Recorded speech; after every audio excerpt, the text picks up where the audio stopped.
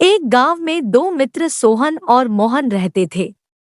मोहन बहुत धार्मिक था और भगवान को बहुत मानता था, जबकि सोहन बहुत मेहनती था। एक बार दोनों ने मिलकर 1 बीघा जमीन खरीदी जिसमें वह बहुत फसल उगा कर पैसा कमाना चाहते थे ताकि अपना घर बना सके। सोहन तो खेत में बहुत मेहनत करता, लेकिन मोहन कुछ काम नहीं करता बल्कि वह मंदिर में जाकर भगवान से अच्छी फसल के लिए प्रार्थना करता था। इसी तरह समय बीतता गया और कुछ समय बाद जब खेत की फसल पककर तैयार हो गई, तो फिर दोनों ने बाजार में ले जाकर बेच दिया और उनको अच्छा पैसा मिला। घर आकर सोहन ने मोहन को कहा कि इस धन का ज्यादा हिस्सा मुझे मिलेगा क्योंकि मैंने खेत में ज्यादा मेहनत की है। यह बात सुनकर मोहन बोला, नहीं, बल्कि धन का तुमसे ज्यादा हिस्सा मुझे मिलना चाहिए क्योंकि मैंने भगवान से इसकी प्रार्थना की तभी हमको अच्छी फसल प्राप्त हुई।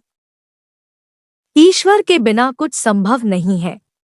जब वह दोनों इस बात को आपस में नहीं सुलझा सके तो धन के बंटवारे के लिए दोनों गांव के मुखिया के पास पहुंचे।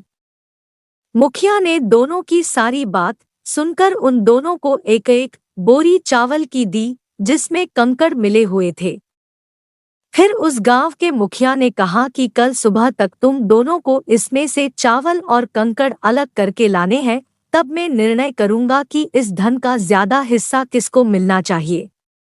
दोनों चावल की बोरी लेकर अपने घर चले गए।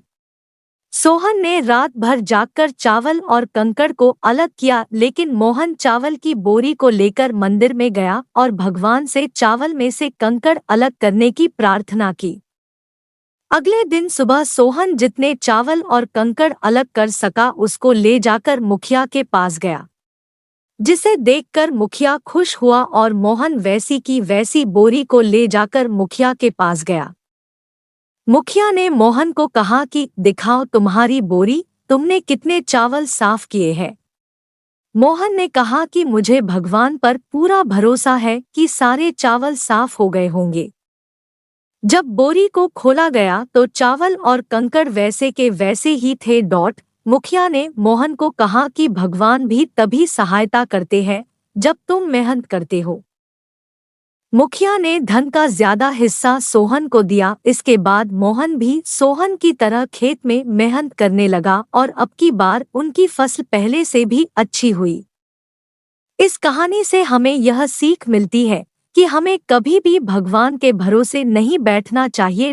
हमें सफलता प्राप्त करने के लिए मेहनत करनी चाहिए, क्योंकि भगवान भी तभी हमारी सहायता करता है जब हम अपना कर्म करेंगे।